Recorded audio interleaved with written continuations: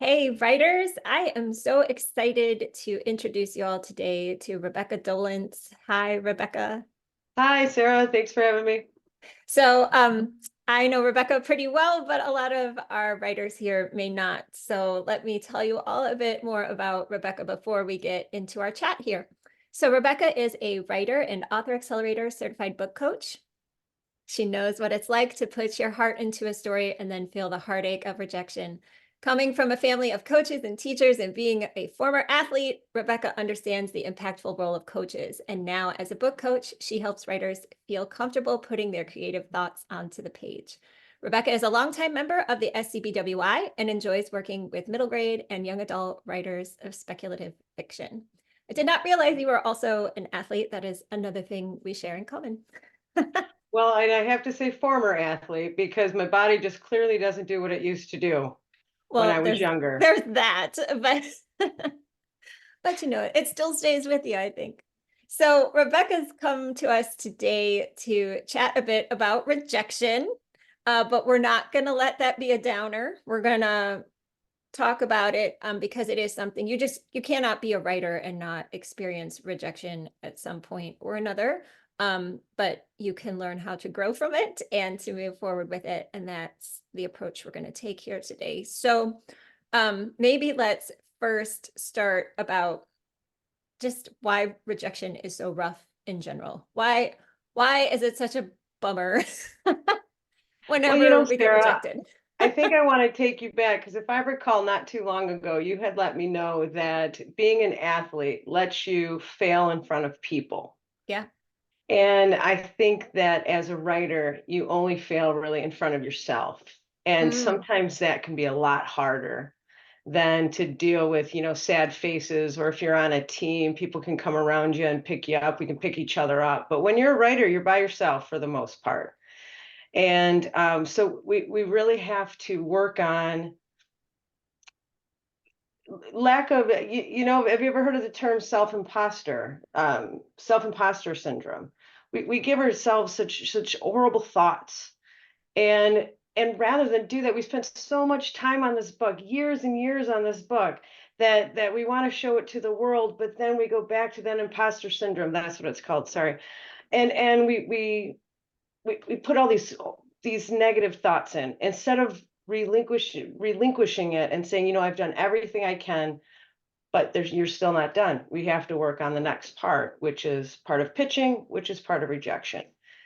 Sarah, I have a good 150 rejections under my belt, and every single one of them hurts. It brings a tear to your eye. You want to open that email, you don't want to open that email. You're excited, you don't want to do it. So I really understand that pain of yeah. putting your heart and soul into writing and then having that rejection.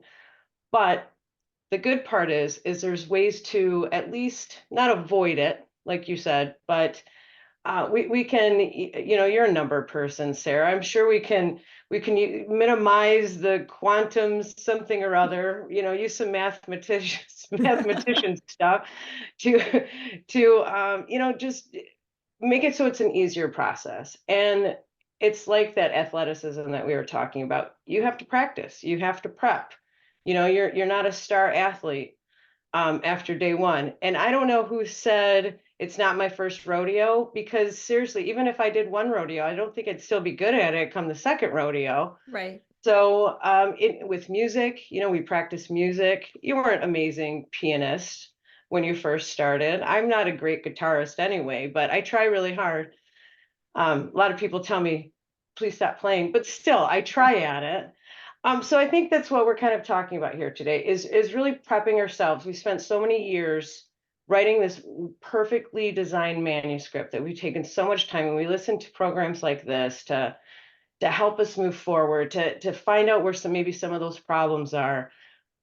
But then let's take it to the next step, and that's what we're talking about. We're talking about pitching. I'm not going to jump too much into that because I think it's Julie Yep. who is focusing on that. But there is a sense of rejection, like you're talking about. And one of the things you want to look at is, how are you being rejected? When you compile all of your agent list, Hopefully you do that. If you don't, then we're going to talk about that in a little bit, about how to organize it and get prepared. But you send out these lists, and you're going to get some feedback back from agents, possibly from their associate agents. However, it's going to you're going to receive that feedback. Is there's a couple things that phrases. So, for instance, if you're seeing a lot of not connecting with the character, that's your narrative. You're not putting as much emphasis into that character to really bring it out. And with KidLit, man, you got to get to those kids fast. You got to make them feel something. And in order to do that, that narrative has to be right up front. And if you only have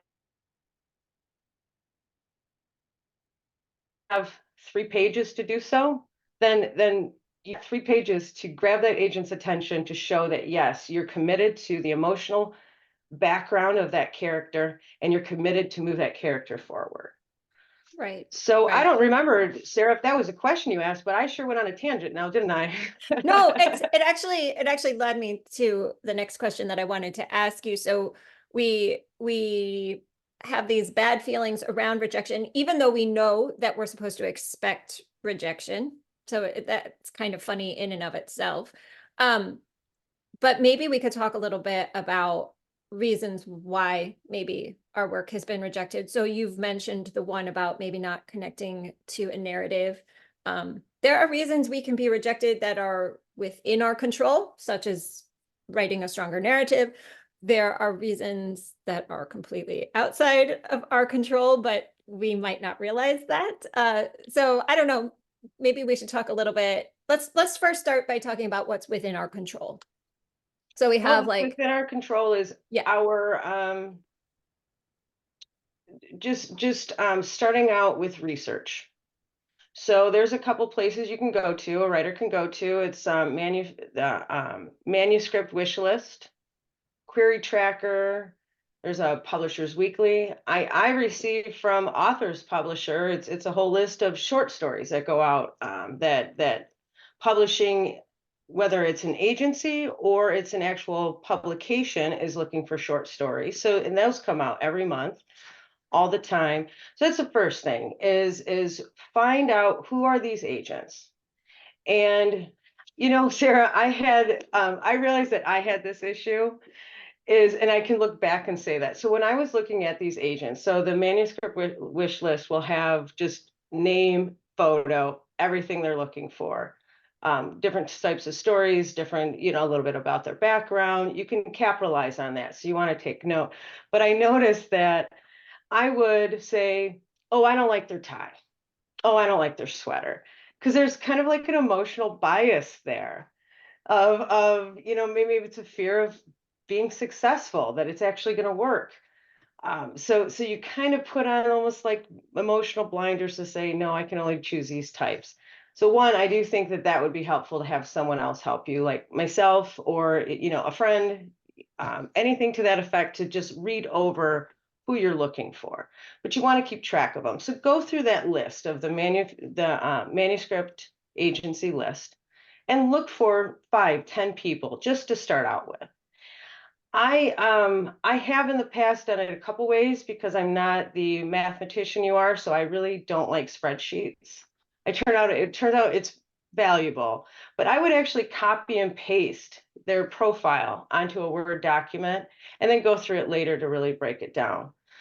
So the things that are in our control: finding the right agent, making sure their wish list matches yours. yes. Can we talk about that for just a quick minute before you go to the next thing? Because especially in KidLit, where it's common for agents to maybe represent certain categories within KidLit, but not, I mean, you don't want to be sending a picture book to an agent who is only requesting YA. You don't Right. want to send a horror manuscript to someone who wants contemporary romance. Right. Those are in your control. Make sure that what they're looking for matches what you have. And that's a really big thing about genre, is know your genre, know your target audience. Who are you putting this book towards? Picture that kid sitting by, maybe in the cafeteria or by a swing set. What do they look like when they're reading? picture in your head when you're trying to find that particular agent, and look through what they're looking for versus that kid that wants to read your book, and how do you see them there. So that's going to help. Again, it goes with positive overall feelings, that you're taking the next steps. So make sure to do your research. Absolutely. And then we also have like just the sheer fact of knowing when it's appropriate to even go through the pitching process. Like, for goodness sakes, please do not send out your first draft. Don't send out your first draft. Don't send out your second one. That is also within your control. That is within your control. These things are within your control of when an agent puts on their list, I want it double spaced, I want a synopsis, I want a query, I only want your first 5 pages. If the sentence comes of the 5th page, that's still all you send. So following guidelines is so specific, and by not following them will easily get you chucked out. Yeah.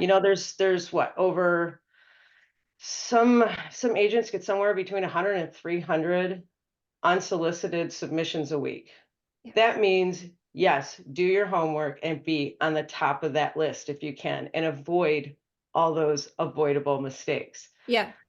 Yeah. Perfect. Okay. So then there are some things that are outside of our control, and those are a little bit harder to swallow because we would like to think that we can control everything, or maybe that's just me, but but there are some things, like you mentioned, maybe not liking somebody's tie or something. Like, an agent might just say, like, I don't like dogs, and this is a dog story, or so I don't know. Do you have any thoughts around dealing with rejection that comes from reasons that maybe don't seem very explainable?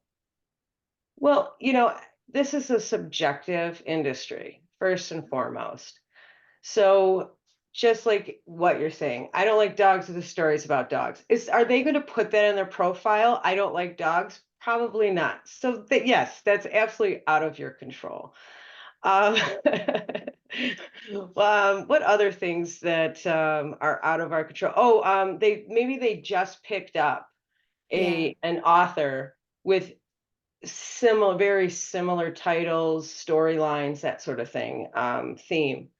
Well, if they just picked them up, yeah, it was just bad timing. That's why we make a list of 25 to 50 agents, because you might get a couple of those in there. I just got that. Yeah. And maybe we should explain that there might be some less experienced writers who don't understand why that's a problem, for having somebody that's so similar. If you're an agent and I've just signed up to represent this, I don't know, we'll go with the dog book, Dogs at the Park or something. And that's also the thing that I've just submitted.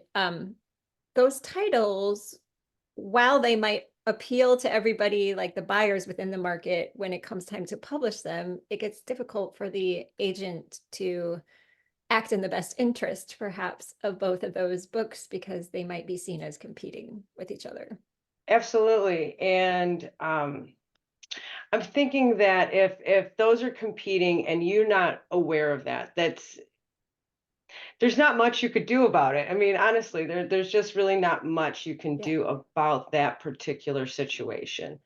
But going back to, there's plenty of things you can do. Go to writing conferences.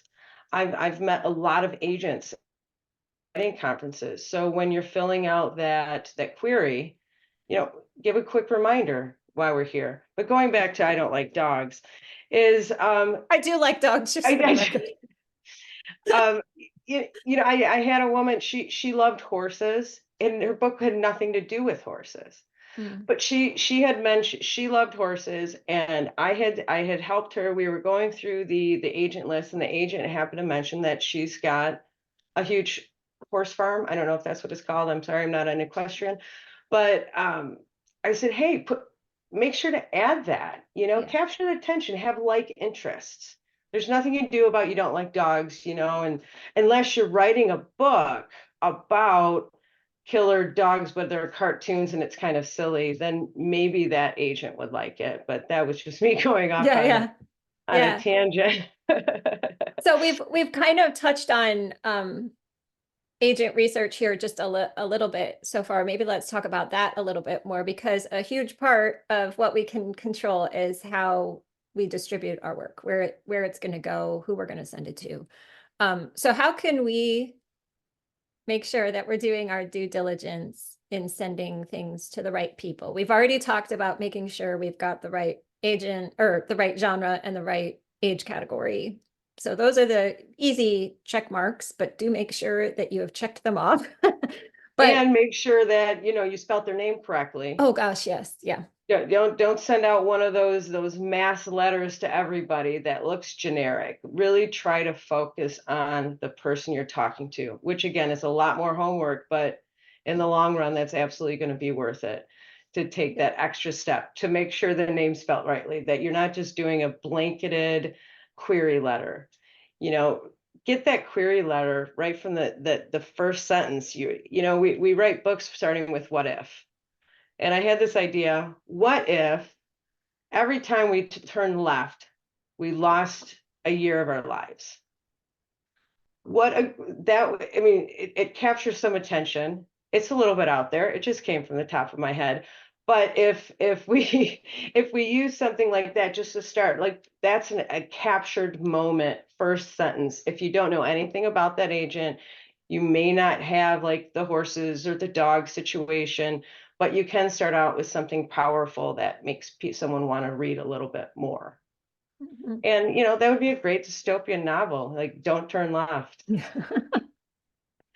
So if writers want to figure out, we've mentioned the manuscript wish list and Publishers Weekly. There's Publishers Marketplace. There are places where you Query can, tracker. yeah, where you can find out. I think it's helpful to find out a little bit about the agent's personal preferences, like we were just talking about the horses or the dogs or where they went to school. Sometimes they'll mention or things like that if you have commonalities. But I think it can also be helpful to get some more professional references, like what books have they represented? Like do they have similar titles to the kind that I'm trying to query?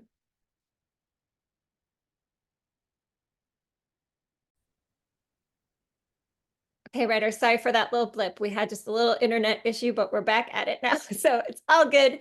I did want to ask you, Rebecca, about what you thought in terms of preparing the materials that we need to have ready to go. I don't want to go too far into the weeds about, like making them, polishing them, and doing all of that, but just so that we can give writers a general idea of what you should have ready when you pitch.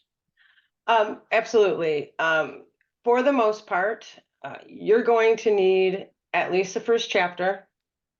For KidLit, you're going to need at least the first chapter, rear and ready to go. That one opening sentence that just draws everybody in. Because remember, we're dealing with young people, and young people, they need to be captured quickly because there's a phone, there's the internet, there's a PlayStation. You got to get them right away. And that's with the agents as well, because they're busy people too. So make sure that you have at least your first chapter really perfect. I mean, your whole manuscript should be near perfect, but you're focusing on just getting in the door at this point. The second thing you definitely want to have ready to go is a query. So you're going to be focused on getting that quick one-liner out, maybe mentioning the agent if you've met that agent or not. If not, maybe keep the personalized out. Talk about your bio and a one paragraph that's going to summarize your whole book. Isn't that easy? One paragraph for 80,000 words. And in that, you just want to capture a quick attention of who the protagonist is and basically who the opposition is and how they're going to move through the book. It's really going to take about 5 sentences to do that. And it takes a long time to perfect those 5 sentences, but it's worth it. Yeah. You're also going to need your synopsis. which again, super simple. You have 500 words basically to that's going to talk about your 80,000 word book. But in this, it sounds realistic, I know, but that's what we do as writers. So the idea here is to pick out your main points. You know, if you go through your chapters, there's going to be some just reaction to the action, but you really want to put forth the major events that push forward, the oppositions that's trying to stop them, and how they, you know, and taking that protagonist about 3 steps back and then pushing them forward. And that is your synopsis: is 3 steps forward, 4 steps back, 3 step forward, 3 steps back. You're with me.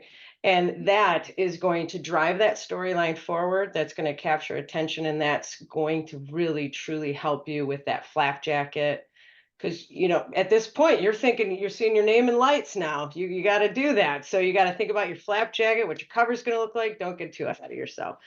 But but you do want to make sure that those 3 items, very in particular, that you have a good query, have someone read it over. You know, a lot of us are part of SCBWI. I know that they have writing groups that you can join. Send it out to a beta reader, that idea. Hire a book coach. We can help you, of course. But either way, your query, synopsis, and at least your first chapter is really going to get you forward. And even though you're not going to send your manuscript right away, it has to be done.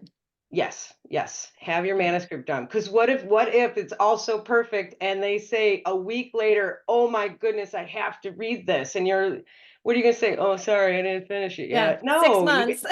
have it ready to go. You know, this is the final, this is the end zone.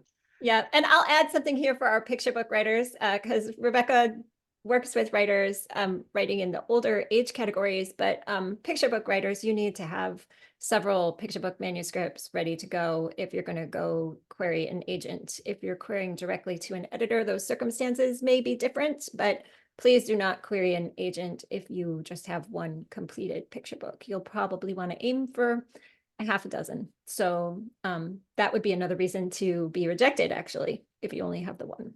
Okay, and I commend picture book writers because you have to be so smart to write a story in those few of words. And yeah, good for you guys out there that do that. Good for you. Definitely a different skill. Well, Rebecca, thank you so much for this conversation. I definitely want to let the writers know how they can connect with you. So tell us how to find you in the internet here. On the internet, you can put in radnotesbookcoaching.com. And I do have a link for resources. There's a bunch of freebies on there, some free stuff, definitely about pitching, like we just talked about, rejections, how to get over it. And there's a couple little sales in there to help, you know, if any of your viewers would like help on how to write that query, how to write that synopsis. I have some fun little engaging techniques that I think will be helpful. So those are all on that resources page. Awesome. And we will have a link to all of that, writers, so that you can easily find it. And Rebecca, I just want to thank you again for your time and for sharing your expertise with us. Thanks for having me, Sarah. I'm very grateful. Thank you. Yes, absolutely. All right, writers, thanks for joining us, and we will catch you next time. Bye.